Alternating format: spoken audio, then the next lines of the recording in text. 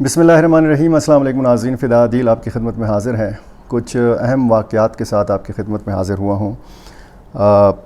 एक तो जनूबी वज़ीरिस्तान में दो बड़े वाक़यात हुए हैं, उसकी तफ़सील आपके सामने रखनी है। बन्नू में मकामी जो तालिबान हैं उन्होंने एक पुलिस चौकी के ऊपर हमला किया है, उसमें जानी नुकसान हुआ है।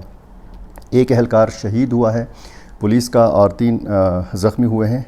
2 मिलिटेंट्स जो हैं ये मारे गए हैं। पुलिस चौकी है फ़तह खेल, और इससे पहले आपको पता है मीरियान के इलाके में नोरड़ में एक ऑपरेशन किया गया जिसमें कोई हलाकत तो नहीं हुई मिलिटेंट्स की, लेकिन वहाँ पर 1-1.5 दिन तक सिक्योरिटी फोर्सेस रहीं और वहाँ से वो वापस आईं। और अब मुख्तलिफ़ इलाकों में गरेड़िया, शाहजहान या नोरड़ और मीरियान के आसपास के इलाकों में सर्च ऑपरेशन जारी है। मुख्तलिफ़ पुलिस CTG की पार्टियां जो हैं वो मुख्तलिफ़ इलाकों में सर्च ऑपरेशंस में मसरूफ़ हैं।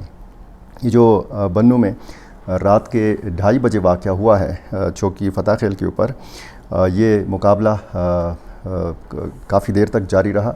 इसमें भारी हथियारों का इस्तेमाल किया गया और शहीद होने वाले एहलकार की शनाख्त जो है वो रूह नियाज़ के नाम से हुई है, रूह नियाज़ ख़ान। और ज़ख्मियों में sub inspector सौदात Khan, LHC Parvez Khan और पुलिस कांस्टेबल मुनीर ख़ान जो हैं ये शामिल हैं। ये ज़ख्मी हैं, मकामी अस्पताल में इनको दाखिल करा दिया गया है पुलिस की जानिब से। इस इलाके में भी सर्च ऑपरेशन जारी है और इस दौरान 2 देसी साख्ता बम जो हैं ये भी बरामद किए गए हैं, डिफ्यूज़ कर दिए गए हैं। जनूबी वज़ीरिस्तान में 2 बड़े वाक़यात हुए हैं। एक वाक़े के हवाले से तो सोशल मीडिया पे जो हलाकतों की तादाद है वो बहुत ज़्यादा बताई जा रही है, लेकिन हकीकत ऐसी नहीं है। मैं दुरुस्त मालूमात आप तक पहुंचाने की कोशिश करता हूं। वाक़या यह है कि एक वहाँ पे एक नामी ग्रामी कबायली ख़ानदान है, असलम नूर वज़ीर का ख़ानदान है। इनके और मकामी जो TTP के लोग हैं या जो TTP बताया जाता है कि हाफिज़ गुल बहादुर ग्रुप के लोग हैं, इनका आमना सामना हुआ एक जगह पे। एक रास्ता, एक गुज़रगाह जहाँ पे पानी आया हुआ था और वहाँ पे गाड़ियाँ रुकी हुई थी, लोगों को आमद रफ्त में बहुत मुश्किल सूरत हाल का सामना था। यहाँ पर ये जो असलम नूर वज़ीर के ख़ानदान के लोग हैं ये मौजूद थे, असलहा समेत मौजूद थे और 3-4 गाड़ियों में ये सवार थे। तो मकामी मिलिटेंट्स आए और उनसे असलहा लेने की कोशिश की। इस दौरान फायरिंग का तबादला शुरू हुआ और बताया गया है कि ये जो इस ख़ानदान के एक फ़र्द हैं आशिक नूर, इसके भाई जाहिद नूर और इसके 2 और भाई जो थे ये इस मौके पर मौजूद थे। फायरिंग से जाहिद नूर जो है ये फ़ौरी तौर पर जाँ बहक हुए हैं, शहीद हुए हैं। इनके 2 भाई ज़ख्मी हुए हैं और जब ये वाक़या हो रहा था तो जाहिद नूर ने अपने भाई आशिक नूर को यहाँ पे बुलाया था और कबीले के बाकी अफराद भी यहाँ पे जमा हो गए थे और मिलिटेंट्स और इनके माबैन जो है ये फायरिंग का तबादला हुआ। और इसमें मुख्तलिफ़ हवालों से हम कह सकते हैं कि मुख्तलिफ़ मालूमात जो हैं वो सामने आ रही हैं। मिलिटेंट ग्रुप जो है उनकी तरफ से 2 अफराद जो हैं ये मारे गए हैं। इनमें एक का नाम बिलाल बताया गया है और दूसरे का नाम जो है ये जो बिलाल है, इस हवाले से ये बताया गया है कि ये कमांडर फ़ाते के भाई हैं। और एक दूसरे जो खालिक नूर नामी एक मिलिटेंट है, इसके हवाले से भी बताया गया है कि ये मारा गया है। ये सूरत हाल है, यानी एक साइड से एक शख्स जो है और दूसरी साइड से 2 अफराद यानी मिलिटेंट ग्रुप की तरफ से ये मारे गए हैं। कुछ ज़रा ये कहते हैं 5 लोग मारे गए, 10 लोग मारे गए, कुछ लोग कहते हैं कि 12 या 15 लोग मारे गए। ऐसा नहीं है, सूरत हाल वहाँ पे फ़िलहाल बताया जाता है कि कंट्रोल में है। एक दूसरा वाक़या जो हुआ है वो हुआ है जनूबी वज़ीरिस्तान में लद्दा तहसील में। एक ट्रक को रोक कर आग लगाई गई और इसमें सवार 3 अफराद को अगवा कर लिया गया है। TTP ने इस वाक़े की ज़िम्मेदारी भी कबूल की है और बताया गया है कि हमलावरों ने कंट्रैक्टर गोहर हयात के ज़ेर मलकियत ये जो ट्रक था इसको आग लगाई। ये शख्स जो है डेर इस्माइल ख़ान का रिहायशी है और बताया गया है कि ये गाड़ी मकीन से लेकर लद्दा में तैनात जो आर्मी यूनिट है उसको सीमेंट और रेत मुंतकिल की जा रही थी इस गाड़ी के ज़रिए। वाक़े के दौरान मिलिटेंट्स ने ट्रक के ड्राइवर मोहम्मदुल्लाह, ये मकीन जनूबी वज़ीरिस्तान का हिब्बत खैल का रिहायशी है, और 2 मज़दूरों को अगवा कर लिया जिनमें से एक का नाम शेवर اور دوسرے کا عرفی نام جو ہے وہ چمتن بتایا گیا ہے۔ متاثرہ افراد کو نامعلوم مقام پر منتقل کر دیا گیا ہے اور ان کی موجودہ حالت کے بارے میں بھی کوئی اطلاع موصول نہیں ہو رہی کہ ان کی اس وقت صورتحال کیا ہے۔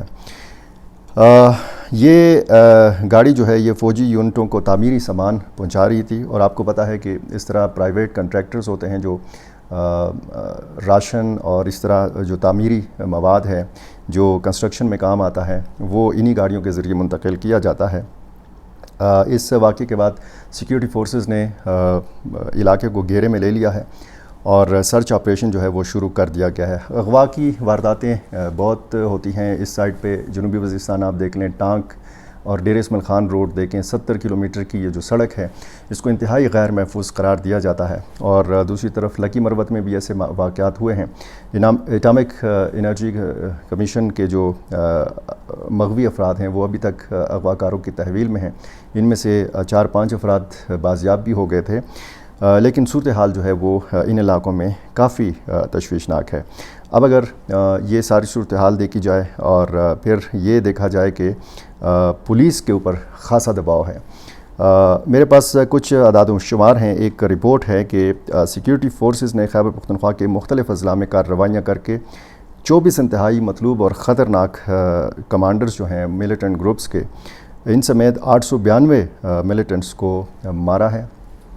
یہ باقاعدہ اعداد و شمار جو ہیں سیکیورٹی ذرائع کی طرف سے سامنے آئے ہیں، اور جنوری میں مختلف علاقوں میں انٹیلیجنس بیسڈ آپریشنز میں 142 ملیٹنٹس مارے گئے۔ مرنے والوں میں 10 کمانڈرز بھی شامل تھے جو مختلف مقدمات میں، دہشت گردی کے واقعات میں یہ مطلوب تھے پولیس کو، مختلف سیکیورٹی اداروں کو۔ فروری میں مختلف علاقوں میں آپریشنز میں 157، مارچ میں 14 کمانڈروں سمیت 133 ملیٹنٹس مارے گئے، اور اسی طرح اپریل میں سیکیورٹی فورسز نے 12 ملیٹنٹس سمیت 163 افراد کو جو ہے وہ ہلاک کیا۔ مئی میں 88 جو ملیٹنٹس ہیں ان کو مارا گیا۔ جون میں مجموعی طور پر 96، جبکہ جولائی میں 113 ملیٹنٹس جو ہیں یہ مارے گئے اس رپورٹ کے مطابق۔ اور یہ صورتحال جو ہے خاصی ظاہر ہے کہ خیبر پختونخوا کے مختلف علاقوں کی یہ صورتحال ہے۔ جب ہم باجوڑ کے حوالے سے بات کرتے ہیں، اور ایک بلوچستان میں واقعہ ہوا ہے وہ بھی میں نے آپ کو بتانا ہے۔ باجوڑ میں آج کا جو دن ہے وہ انتہائی اہمیت کا حامل دن ہے۔ 2 مرتبہ مہلت مانگی مقامی جو ملیٹنٹس ہیں باجوڑ کے، ایک 40 رکنی جرگہ، میں آپ کو پچھلی ویڈیوز میں پوری تفصیل بتا چکا ہوں، پچھلی جو 2 ویڈیوز ہیں، کہ 40 ایک رکنی جرگہ گیا، انہوں نے مطالبہ کیا کہ آپ علاقہ چھوڑ دیں، آپ کی وجہ سے بہت زیادہ مسائل کا سامنا ہے باجوڑ کو، باجوڑ کے لوگوں کو، اور یہ جو صورتحال ہے یہ کافی تشویشناک ہے۔ لیکن ملیٹنٹس نے کہا کہ ہم اپنا علاقہ نہیں چھوڑ سکتے، ہم افغانستان نہیں جا سکتے، ہم پہاڑوں میں نہیں جا سکتے، یہ ہمارا اپنا علاقہ ہے اور ہم ادھر ہی رہیں گے، ہمارے اوپر حملے نہ کیے جائیں تو ہم بھی کسی کے اوپر حملے نہیں کریں گے، اور فورسز بھی قافلوں کی صورت میں یہاں پہ آمد و رفت نہ کریں۔ تو یہ ایک عجیب و غریب قسم کی صورتحال اس لیے بنی ہے، کل کی ویڈیو میں میں نے آپ کو بتایا تھا کہ اس جرگے کے پاس اتنا اختیار نہیں ہے کہ جو شرائط ہیں ملیٹنٹس کی طرف سے وہ مانی جائیں۔ میں نے آپ کو ایک ویڈیو میں یہ بھی بتایا تھا کہ خدشہ یہی ہے کہ خیبر پختونخوا کے مختلف علاقے جو ہیں یہ خانہ جنگی کی طرف بڑھ رہے ہیں۔ خدا نخواستہ یہ صورتحال کافی سنگین ہو گئی، اور یہ ملیٹنٹس جو ہیں یہ انہوں نے بالکل بات نہ مانی۔ تو جس طریقے سے ایک ویڈیو میں تحریک انصاف کے MP انور زیب خان نظر آتے ہیں، باقاعدہ وہ کلاشن کو اٹھائے یہ کہہ رہے ہیں کہ اگر ملیٹنٹس نے جرگے کی بات نہ مانی تو پھر ہم بھی بندوق اٹھانے پر مجبور ہو جائیں گے۔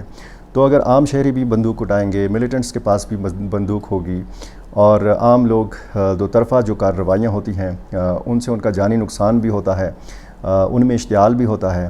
پھر جب یہ جس طریقے سے امن لشکر کو نشانہ بنایا جاتا ہے، پھر وہی سلسلہ ہوگا، جگہ جگہ پہ جھڑپیں ہوں گی، جس طرح ہم نے جنوبی وزیرستان میں دیکھا۔ تازہ واقعہ ہے، اس میں ایک قبیلے کے لوگ ملیٹنٹس کے آمنے سامنے آئے، اس میں جانی نقصان ہوا، گو کہ جانی نقصان بہت زیادہ بتایا گیا۔ اب جو باجوڑ کا سلسلہ ہے، ظاہر ہے کہ اس میں ایک تو باجوڑ آپ کو پتہ ہے اس کی سرحد ملتی ہے افغانستان کے ساتھ، اور پاکستان یہ کہتا ہے، اور وہاں پہ شواہد بھی ایسے ہیں کہ جو ملیٹنٹ گروپس ہیں ان کی قیادت افغانستان کے اندر موجود ہے۔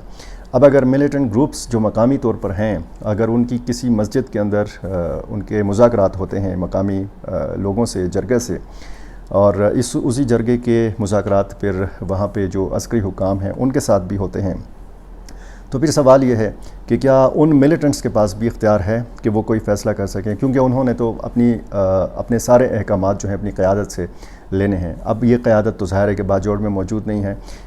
اسی طرح کا ایک سلسلہ ہم نے دیکھا تیرا میں، خیبر میں، بھوٹان شریف کی طرف 8,000 سے زیادہ لوگوں نے مارچ کیا، قرآن پاک ان کے ہاتھ میں تھے، اور انہوں نے بھی منت سماجت کی ملیٹنٹس کے سامنے کہ آپ یہ علاقہ چھوڑ دیں، آپ کی وجہ سے بہت زیادہ مسائل کا سامنا ہے۔